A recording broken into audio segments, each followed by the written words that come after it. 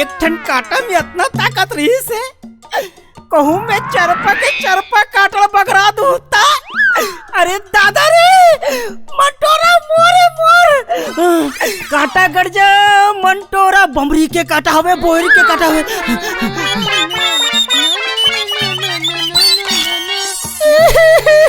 मंटोरा काहे तोला काटा नहीं गड़ी से वो हमरा तो खीला खलो नहीं गड़े।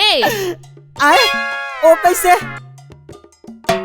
4 को रिमोट देता नवा भंदिलाने है तो नाखी नहीं दिखा थे अंधरा। मंटोरा ये दे मोर पांडरी भैंस के पहले भी उठ के पेऊस दूध लाने तोर बार तोर पे उस दूधत नहीं था।